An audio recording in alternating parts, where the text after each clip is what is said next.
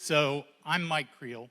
Many of you know me. I've been around here since the second preview service, I think. So, back when we were meeting at the Y and had a different kind of drum cage there. We have this beautiful thing that Doug's built for me now. So really love that.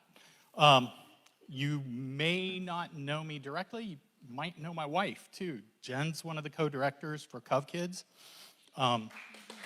Yeah. That is exactly what I was hoping you would do. Thank you. Happy Valentine's Day, dear. It's nice to feel appreciated. So, Jen and I were talking a little bit yesterday as I was getting ready to come up and talk to you about small groups. And I can tell you a lot of things about small groups from having been involved in them for several years, but at different times. It's an ebb and flow kind of thing. Right now, we are involved in a small group here at Covenant, and I want to offer up, like Zach said, I don't want to tell you about small groups. It's a little tough because I want to tell you about my heart, and I want to tell you about how important small groups are in our life. So here's the thing about what we're doing right now. I'm obviously a little nervous, but I'm doing okay. I don't mind standing in front of y'all. Man, there's a lot of you out there. And some of us know each other pretty well. A lot of us, though, not so much. I don't know, for example, what's going on in your life. Or your life, you probably don't know what's going on in mine. A small group can fix that, though. This is awesome. Don't get me wrong. We get great messages.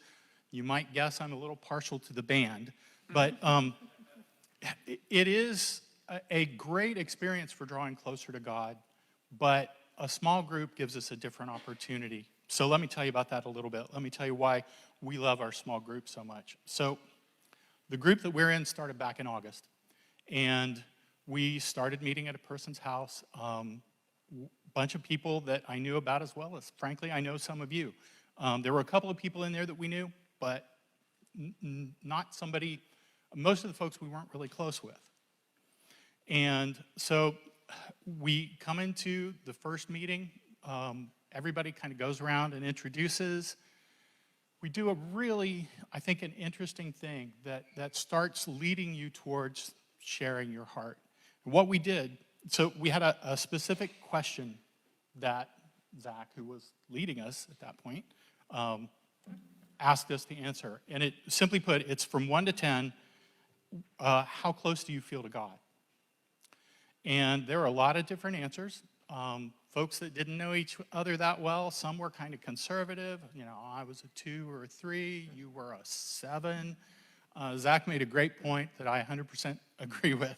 The 8s, 9s, 10s, those are lots of times really special times.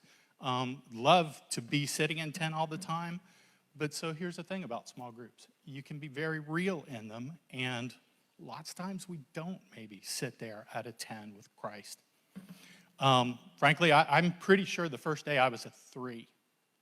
And a lot of that was nerves because I didn't know many of the people there. The conversation, at least for me, because I don't want to out anybody else. So the conversation for me was mostly me talking about work.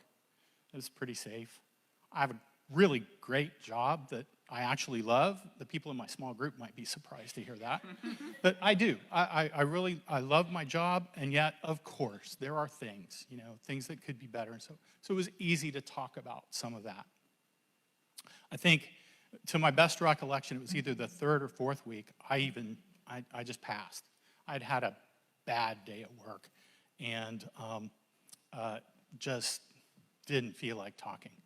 And I'll tell you something about that real quick, too. Totally safe to do that. Was not a big deal. I didn't feel like I was letting anybody down.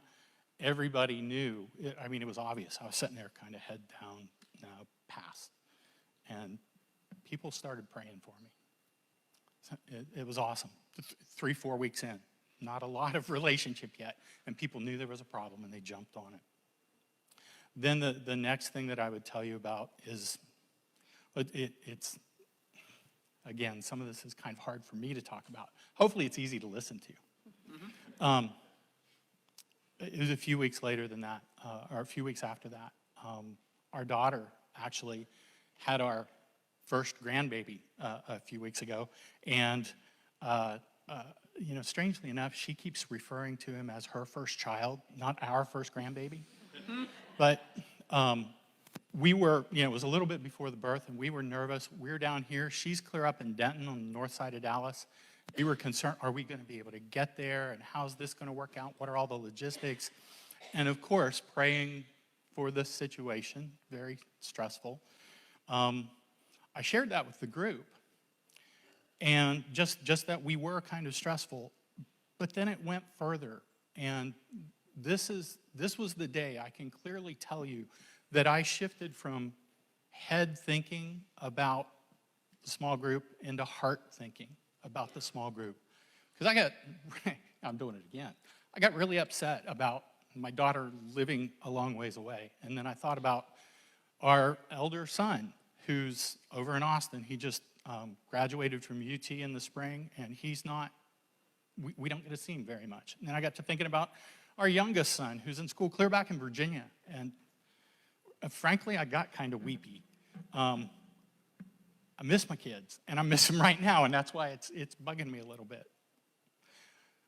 But I shared that with the folks, and without exception, it's like everybody's like, yeah, I get that, sure. And some of the folks in our group have very young kids, and they're getting a glimpse of, oh, yeah, better enjoy this time, right? And it was a really special time. It was this bonding kind of time of sharing that kind of detail with this group of folks.